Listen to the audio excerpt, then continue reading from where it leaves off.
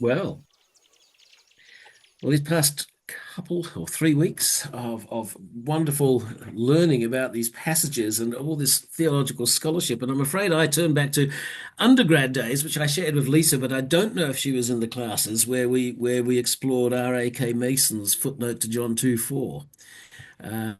R.A.K. Mason, I think, was a Marxist, and he was obviously deeply impressed by this scene of the wedding at Cana. Mm. And it's a beautiful poem, and for copyright reasons, I suspect probably can't quote it much more than to say this opening line, "Don't throw your arms around me in that way." So there's some glorious tensions in this passage. Um, I tend to use, if I have any choice, this passage at weddings. It's one of the options.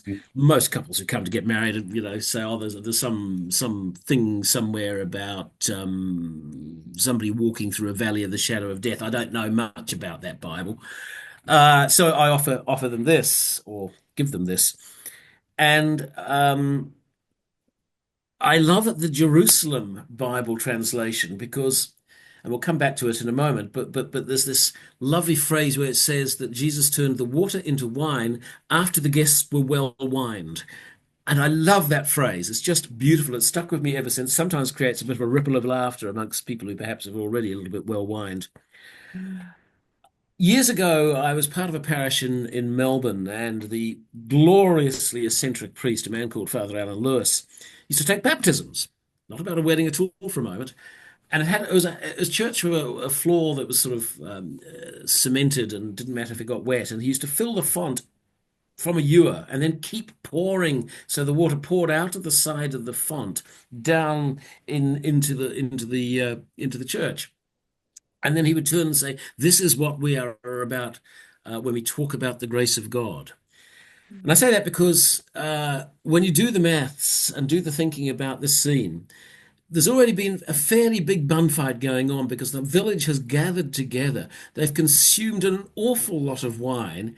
It's run out, and Jesus then gets 6 stone jars, which comes to, if I remember rightly, about 180 gallons. I'm not sure if they're US or imperial gallons of even better wine. There's an unbelievable overkill.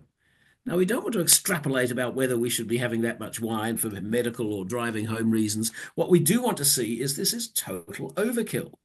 And once Jesus swings into action at his mother's command, reluctantly, because of all those human things we've talked about in the past weeks, he really swings into action.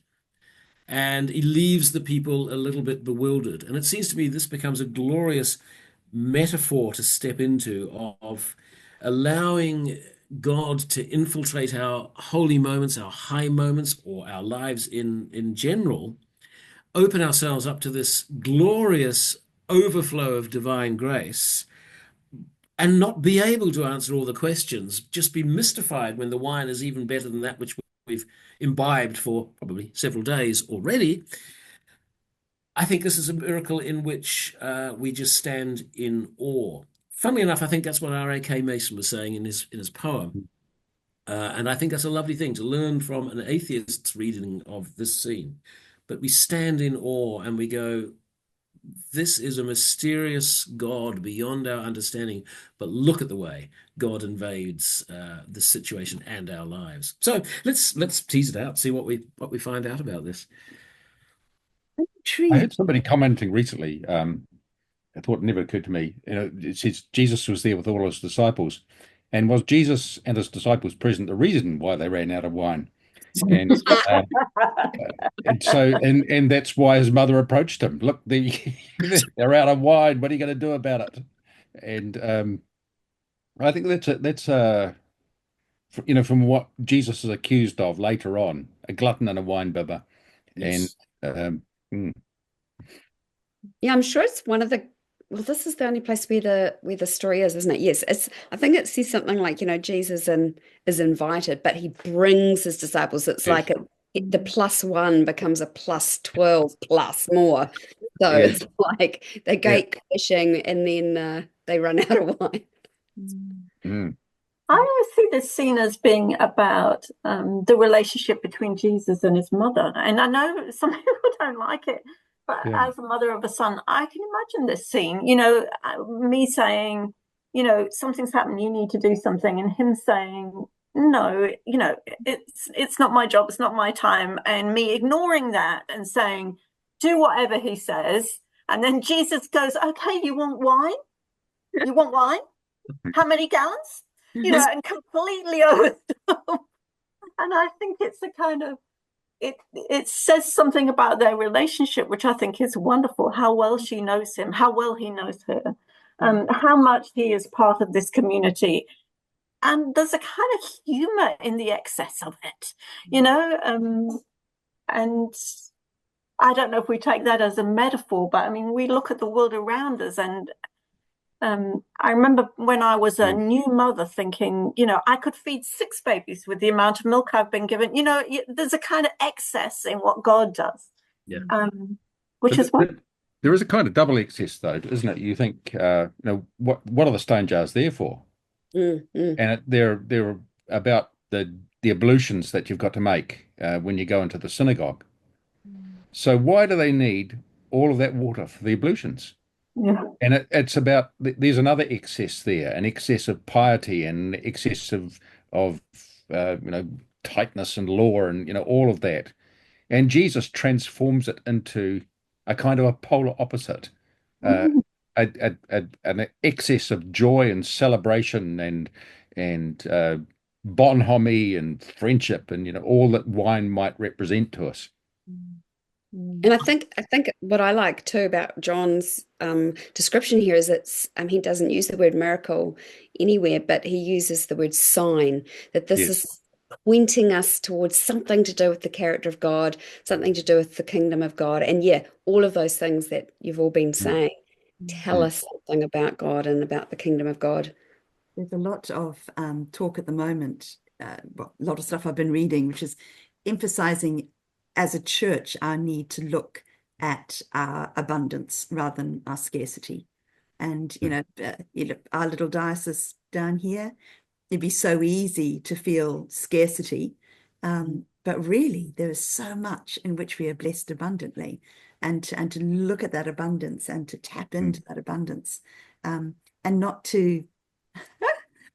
The Bible Project, I was listening to something recently where they were talking about this abundance thing and saying that in the story of the Garden of Eden, it's as if God put on this enormous party where there was bottomless everything, and someone suddenly thought, what happens when it runs out? And they started gathering together all the hors d'oeuvre trays and storing them away in a cupboard somewhere and, making sure that no one got them. And then, of course, you'd have to barter in order to get them. And so this whole feeling of abundance that God had given us became through human fear and of scarcity, something which, then was scarce for people.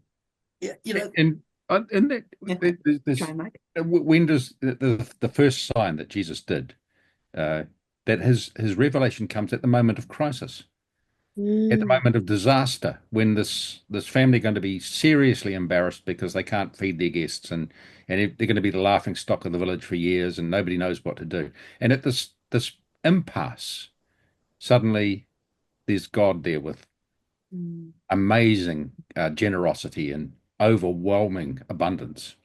Yeah. Yes, so they thought they had scarcity. I mean, they actually did Yes. have scarcity. And then through God's generosity and blessing and a bit of prompting from the mother, that generosity is revealed. But I always think it's interesting in terms of who would have even noticed. I mean, the servants knew because they're the ones who filled the jars with the water and then were told to draw it out. And they were thinking, why are we going to give these people water? And they discover it's wine. But so some people will notice and others might not. Mike? I just picking up the sense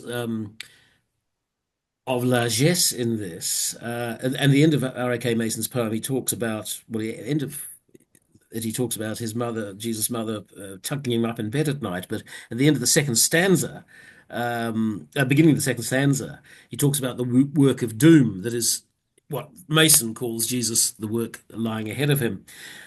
And I want to sort of just refer to, I mean, one of the most largesse personalities I've ever known, not intimately, but encountered, was Desmond Tutu, who never was afraid to encounter darkness and pain and suffering and to speak out, very great risk to himself and to his loved ones, and yet always did this with a genuine kind of flamboyance, not an offensive flamboyance, but oh my goodness, this man is life for the party and love and effervescent. And it seems that this is a bit of a Desmond Tutu moment. Jesus has got a bit of a hunch that there's some pretty hard work ahead. He's having a little bit of an embarrassing moment, as is his host, and yet his response is incredibly playful, and I just love that juxtaposition. It's just glorious. Picks up on the contrast of the doom and the light that speaks into it. Lovely. Contrast between the water for purification and ritual, Yes. and the wine, the best wine. Yes, that makes glad the heart of humanity. Mm. Okay, let's wind that one up.